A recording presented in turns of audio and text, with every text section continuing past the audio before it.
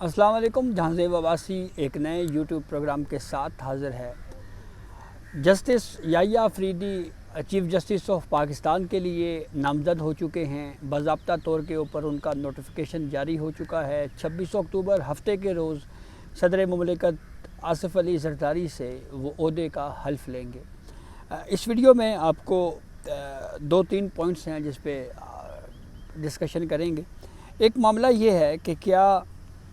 ججز کے اندرونی اختلافات یا دو بڑوں کی لڑائی کی وجہ سے فائدہ تیسرے کو ہوا، اور پھر یا اختلافات ہم اس کو کہہ سکتے ہیں۔ دوسرا اہم معاملہ یہ ہے کہ کیا جسٹس یحییٰ آفریدی جو ہے، جن کے بارے میں کہا جا رہا ہے کہ وہ ایک کمزور چیف جسٹس کے طور کے اوپر ہوں گے، اس آرگیومنٹ میں کس حد تک صداقت ہے۔ اور پھر تیسرا اہم معاملہ یہ ہے کہ اس پوری صورتحال میں جو آئینی بینچز ہیں ان کا کیا کردار ہے، یہ کس حد تک اہمیت کے حامل ہیں۔ تفصیلات میں جانے سے پہلے ایک آپ سے ریکویسٹ ہے کہ چینل سبسکرائب کر لیں تاکہ نئی آنے والی ویڈیو یا اپڈیٹ آپ کو بر وقت مل سکے۔ تو سب سے پہلے تو آپ کو بتائیں کہ جسٹس یحییٰ آفریدی صاحب کے حوالے سے گزشتہ روز پارلیمانی خصوصی کمیٹی میں اجلاس ہوا، کافی طویل اجلاس ہوا، اور اس اجلاس کے بعد جسٹس یحییٰ آفریدی صاحب کو نامزد کیا گیا ہے 2/3 اکثریت سے۔ ایک کہا جا رہا ہے کہ ڈائسنٹ ویو آیا ہے JUI فے کی جانب سے، سینیٹر کامران مرتضیٰ صاحب کی جانب سے، اور اس میں انہوں نے یہ اختلاف کیا اور کہا یہ جاتا ہے کہ ان کا ووٹ جسٹس منصور علی شاہ صاحب کی طرف تھا سینیورٹی پرنسپل کے تناظر میں۔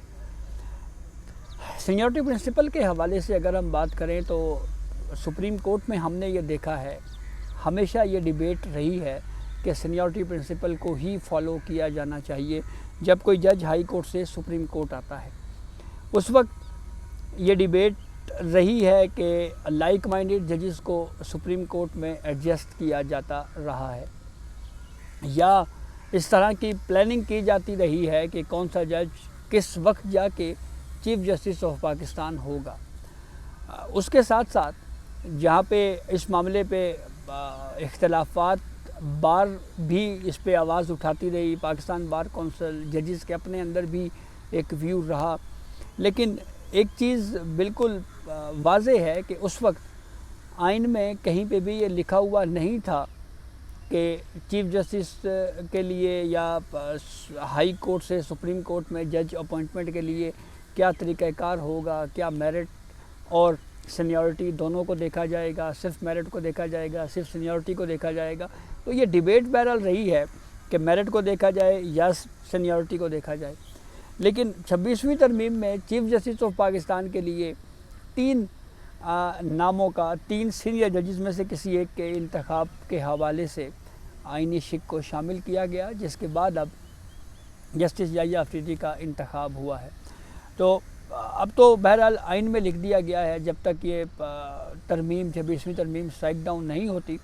اس وقت تک بہرحال یہ آئین کا حصہ ہے، اور اسی کے تحت ہی یہ سلسلہ آگے بڑھے گا۔ جسٹس یحییٰ آفریدی اور جو ماضی کے چیف جسٹس صاحبان گزرے ہیں ان میں ایک فرق بہرحال ہے۔ ایک فرق تو یہ ہے کہ جسٹس یحییٰ آفریدی جو ہیں وہ کبھی بھی کیس سے ہٹ کر عدالت کے باہر رونما ہونے والے واقعات یا عدالت سے باہر کے جو سیاسی حالات ہیں اس کے اوپر ایز اے جج انہوں نے کبھی کمنٹ نہیں کیا۔ وہ ہمیشہ کیس کی حد تک ہی محدود رہے، اور جسٹس یحییٰ آفریدی نے ہمیشہ آرٹیکل 184(3) کے بے جا استعمال کی مخالفت کی، اس کے ناقد رہے، عدالتی فیصلوں میں ان کا اظہار موجود ہے،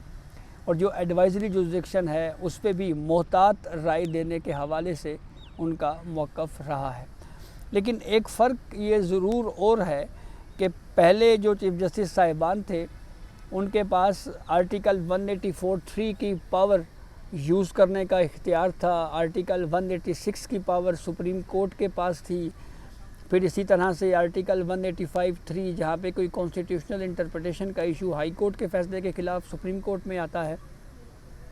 لیکن اب یہ سارے سوالات 184(3) کے ہوں، آرٹیکل 186 کے ہوں، یا جو اپیل میں کوئی آئینی سوال اگر کوئی سامنے آ جائے، یہ سارے سوال اب ایڈریس ہوں گے آئینی بینچز میں۔ تو ایک تو یہ اختیار چیف جسٹس آف پاکستان کو یعنی جسٹس یحییٰ آفریدی صاحب کو حاصل نہیں ہوگا۔ دوسری اہم بات کہ جسٹس منصور علی شاہ جو ہیں ان کو کیوں نامزد نہیں کیا گیا، اس کی ریزننگ تاحال سامنے نہیں آ سکی کہ کیا وجوہات بتائی گئی ہیں جسٹس منصور علی شاہ کے نام کے اوپر۔ اگر کسی کا اعتراض تھا تو اس کی کیا وجہ ہے، اس کی ریزننگ ابھی تک ہمیں معلوم نہیں ہو سکی۔ ان کیمرہ اجلاس تھا، ہمیں یہ بھی معلوم نہیں ہے کہ کرائیٹیریا کیا اڈاپٹ کیا گیا، کس پروسیس کے تحت اپوائنٹمنٹ ہوئی۔ کہا یہ بھی جا رہا ہے کہ حکومت ایسے نام کا انتخاب کر کے سبکی کا شکار نہیں ہو سکتی تھی جس نام کے اوپر ان کو یہ اندیشہ ہو کہ وہ بعد میں جب اپوائنٹمنٹ ہو جائے تو کہیں وہ ریفیوز نہ کر جائے۔ اب اس آخری پوائنٹ کے اوپر آتے ہیں کہ کیا اختلافات کی وجہ سے جو ہے وہ justice Yahya Afridi chief justice of Pakistan بنے ہیں۔ تھوڑا سا ماضی میں جاتے ہیں، جسٹس اعجاز الاحسن صاحب جو ہے وہ ریزائن کر گئے تھے ایز اے سپریم کورٹ جج۔ آج تک کسی کو نہیں پتہ چلا کہ ان کے ریزائن کرنے کی وجوہات کیا ہیں۔ تھوڑی دیر کے لیے یہ فرض کر لیا جائے کہ اگر جسٹس اعجاز الاحسن جو ہے وہ سپریم کورٹ کے جج ہوتے اور یہ 26ویں ترمیم ہوتی تو پھر جن 3 موسٹ سینئر ججز کے ناموں کے اوپر ڈسکشن ہونی تھی، کنسیڈریشن ہونی تھی، اعجاز الاحسن، جسٹس منصور علی شاہ اور جسٹس منیب اختر۔ یہ بھی ہو سکتا ہے کہ اس وقت آئینی ترمیم میں پینل پانچ کر دیا جاتا۔ تو بہرحال یہ ایک مفروضاتی ایک بات ہے کہ اگر وہ ہوتے تو پھر اس کے بعد ڈسکشن جو ہے وہ کیا ہوتی۔ لیکن یہ ضرور ایک فیکٹ ہے کہ مخصوص نشستوں کے حوالے سے کیس کا جو معاملہ ہے اس کی وجہ سے چیف جسٹس قاضی فائز عیسیٰ اور جسٹس منصور علی شاہ کے مابین 2 آراء سامنے آئیں۔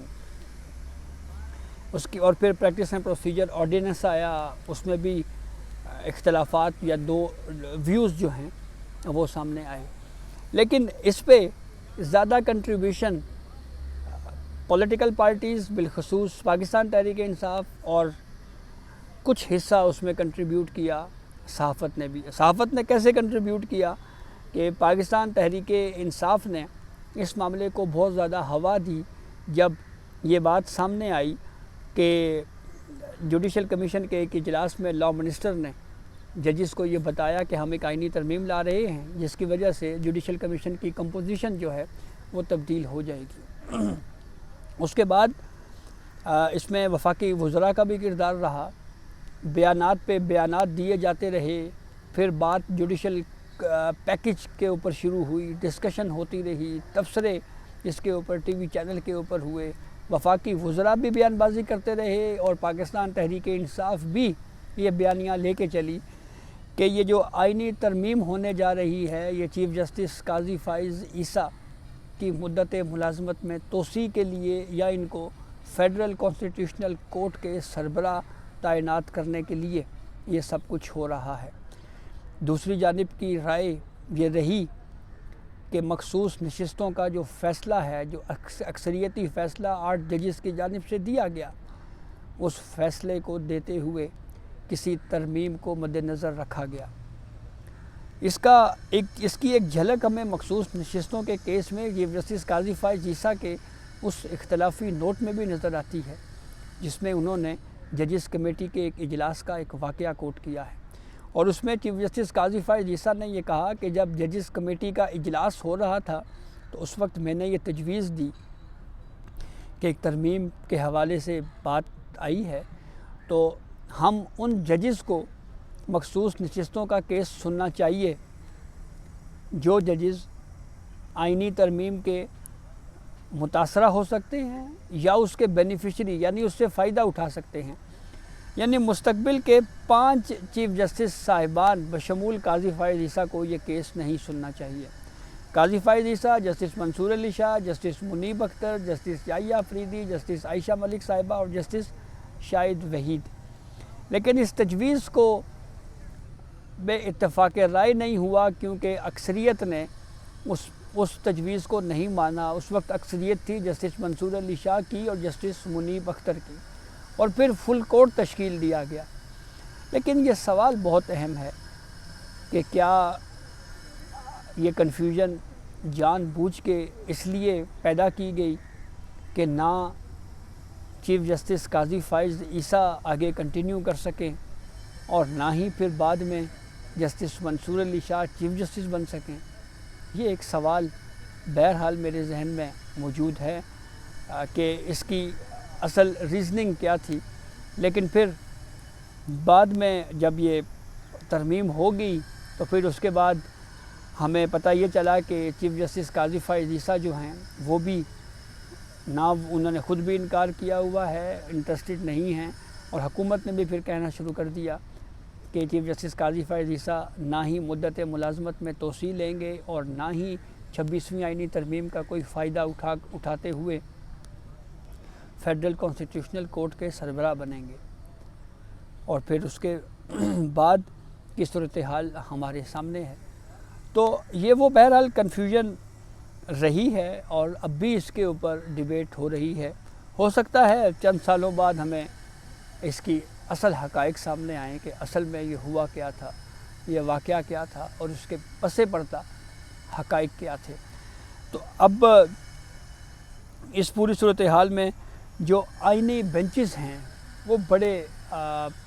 اختیار والے ہیں, اس میں کوئی دو رائے نہیں ہے, اور اہم کیسز جو ہیں وہ آئینی بینچز میں جائیں گے. آج بھی جسٹس منصور علی شاہ جو بینچ 1 میں بیٹھے ہوئے تھے, چیف جسٹس قاضی فائز عیسیٰ آج بھی چیمبر ورک پہ ہیں, تو ان کے سامنے ایک کیس آیا ملازمین کی برطرفی کا, اور اس میں ایڈوکیٹ وسیم سجاد صاحب نے یہ کہا کہ یہ ایک انسان, ایک شہری کی جو ہے اس کے رہن سہن کا, اس کی زندگی گزارنے کا معاملہ ہے, اور یہ ہائی کورٹ کے فیصلے کے خلاف اپیل ہے. تو اس پہ جسٹس منصور علی شاہ نے یہ کہا کہ یہ جو آپ جس طرف بات کر رہے ہیں پھر تو ہم یہ کیس نہیں سن سکتے, کیونکہ 26ویں آئینی ترمیم آ گئی ہے, اور اس 26ویں آئینی ترمیم میں اعلیٰ بینچز کا ذکر ہے, یعنی وہ آئینی بینچز کی بات کر رہے تھے. تو انہوں نے کہا تو یہ تو پھر معاملہ آئینی بینچ کی طرف جائے گا. اسی طرح جسٹس منیب اختر صاحب کی ایک کورٹ کے بارے میں بھی کہا جا رہا ہے کہ وہاں سے بھی کچھ کیسز ٹرانسفر ہوئے ہیں. تو آئے روز 1-2 کیس ہم رپورٹ کر رہے ہیں جو اب کانسٹیٹیوشنل بینچز کی طرف جو ہیں وہ ٹرانسفر کیے جا رہے ہیں. تو بہرحال دیکھیں یہ معاملہ کس طرف جاتا ہے, اور یہاں پہ بہرحال کچھ بھی اس کو پریڈکٹ نہیں کیا جا سکتا. جیسا میں نے جسٹس اعجاز الاحسن صاحب کی مثال دی, وہ جب جج سپریم کورٹ تھے تو اس وقت کہا جاتا تھا جی کہ یہ فلاں تاریخ کو چیف جسٹس آف پاکستان بنیں گے, لیکن وہ ریزائن کر گئے, چیف جسٹس نہیں بن سکے. پھر یہ کہا گیا کہ بڑا لمبا ٹینیور ملا ہے جسٹس منصور علی شاہ صاحب کو, اور پھر اس کے بعد پتہ لگا جی کہ جسٹس منصور علی شاہ بھی چیف جسٹس آف پاکستان کی دوڑ سے باہر ہو گئے, ان کو بھی نظر انداز کر دیا گیا. اور یہاں پہ وزرائے اعظم بھی 5 سال پورے نہیں کرتے, اور یہاں پہ جو ہماری فورسز کے چیف ہیں ان کو ایکسٹینشن بھی ہو جاتی ہے, اور وہ جو مدت دی جاتی ہے اس سے آگے بھی مزید مدت بھی وہ جو ہے وہ کنٹینیو کرتے ہیں. قمر جاوید باجوہ صاحب کی مثال موجود ہے, اور ان کو کنٹینیو کروانے کا جو فیصلہ تھا وہ بھی جسٹس منصور علی شاہ صاحب نے ہی تحریر کیا تھا. تو یہ اب تک کی اپڈیٹ تھی جس سے ہم نے آپ کو آگاہ کیا. بہت شکریہ.